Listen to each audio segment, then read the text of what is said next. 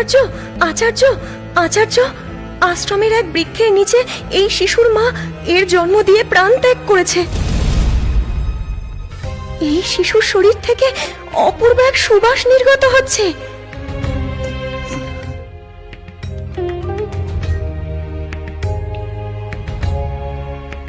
আজ থেকে এই শিশু এই আশ্রমেই প্রতিপালিতা হবে।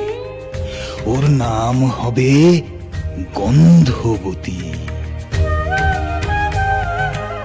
বণিক পুত্রী গন্ধবতী বেড়ে উঠলেন কাশ্যপ মুনির আশ্রমে। হে মহামুনি কাশ্যপ, আমি এতকাল ধরে পিতা ও মাতার মৃত্যুর কথা চিন্তা করছি। আমার মনে প্রতিশোধের ইচ্ছা জাগ্রত হয়েছে। আপনি অনুমতি দিলে আমি প্রতিশোধ কল্পে মহামায়ার কঠোর তপস্যা করব। বেশ, তাই হোক পুত্রী।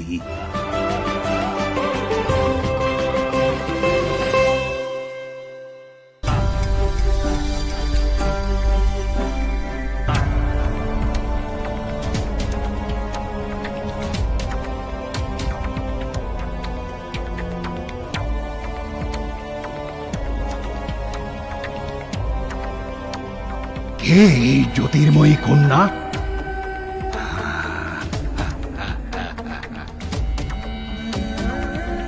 এই কন্যাকে আমি অধিকার করবই।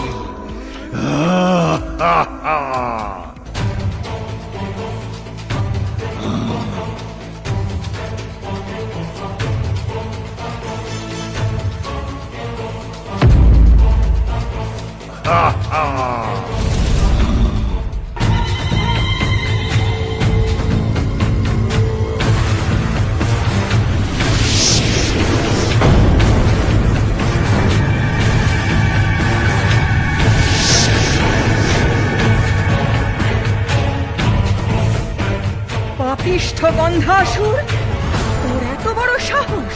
তুই গন্ধবতীকে কামনা করিস? ও আমারই ছায়া, আমারই মায়া, আমারই সৌরভে সুরভিত। ও এই মহাপাপের শাস্তি স্বরূপ তুই এখনই বিনষ্ট হবি আমার হাতে। হ্যাঁ, লাঞ্ছনা করেছিল তোর পিতা নারীদের।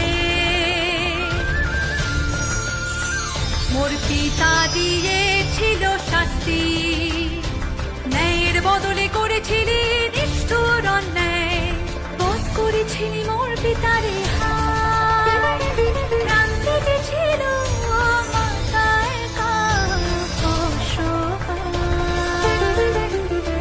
আজ দেব তবে কঠিন শাস্তি, শাস্তি।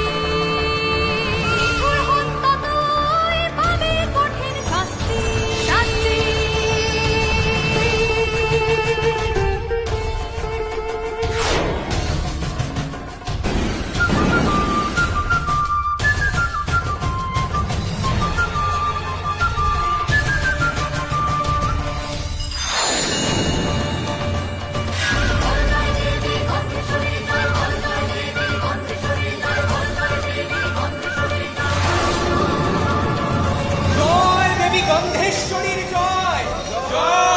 গন্ধদ্বীপের নাম জানিবে সকলে, সুগন্ধি যত কিছু তাদের। দেবী গন্ধেশ্বরী পূজিত হন মূলত গন্ধবণিক সম্প্রদায়ের মধ্যে।